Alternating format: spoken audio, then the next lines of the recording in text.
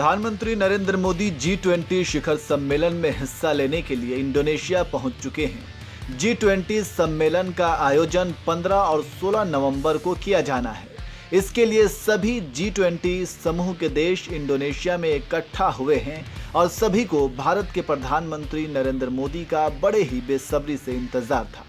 भारत के लिए इस बार का G20 शिखर सम्मेलन इसलिए भी महत्वपूर्ण है क्योंकि इस सम्मेलन के समापन समारोह में इंडोनेशिया के राष्ट्रपति जोको विडोडो भारत को G20 की अध्यक्षता सौंपेंगे।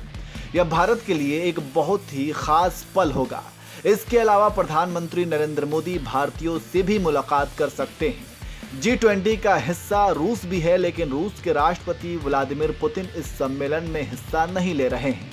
वहीं ऐसा कहा जा रहा है कि G20 समिट की समाप्ति के कुछ दिनों के बाद पीएम मोदी रूस के लिए रवाना हो सकते हैं। व्लादिमीर पुतिन से मुलाकात कर सकते हैं। प्रधानमंत्री के रूस दौरे को लेकर दोनों देशों में तैयारियां भी चल रही हैं।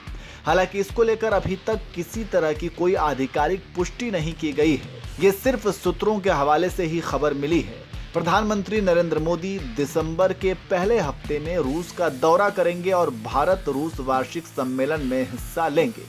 भारत और रूस की दोस्ती जग जाहिर है। रूस और यूक्रेन के बीच जंग चल रहा है। ऐसे में रूस के ऊपर यूरोपीय देशों ने कई तरह के प्रतिबंध लगा दिए हैं।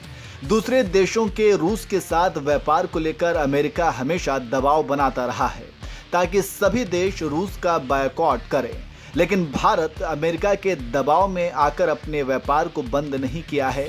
इसलिए आपको याद होगा कि एक बार पाकिस्तान के पूर्व पीएम इमरान खान भी भारत की तारीफ कर चुके हैं और अभी हाल ही में पुतिन ने भी पीएम मोदी की जमकर तारीफ की थी। दरअसल पीएम मोदी ने कहा था कि यह युग युद्ध का नहीं है, बातचीत से ही हर समस्या का समाधान होना चाहिए।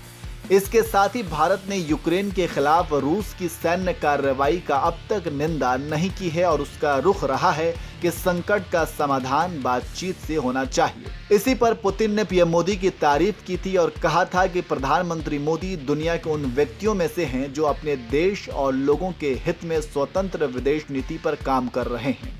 कोई उन्हें रोकने की कोशिश नहीं कर रहा है। आपको बता दें कि रूस भारत के लिए सैन्य साजो सामान का प्रमुख सप्लायर रहा है। अक्टूबर 2018 में भारत ने रूस के साथ इस 400 मिसाइल डिफेंस सिस्टम की 5 यूनिट खरीदने का समझौता $5 अरब में किया था। भारत ने यह समझौता अमेरिका द्वारा प्रतिबंध लगाने की चेतावनी के बावजूद किया था।